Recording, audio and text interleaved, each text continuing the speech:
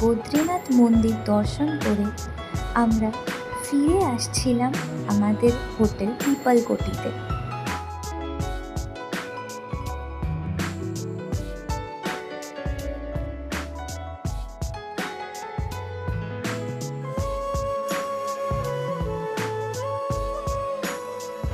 এই হচ্ছে আমাদের হোটেল, খুবই সুন্দর ছিমছাম হোটেল। সামনে একটা বড় উঠোন যেখানে টেবিল চেয়ার রাখা আছে, আর এইখানে হচ্ছে চাতাল, আর দুপাশে আমাদের রুম, খুবই সুন্দর।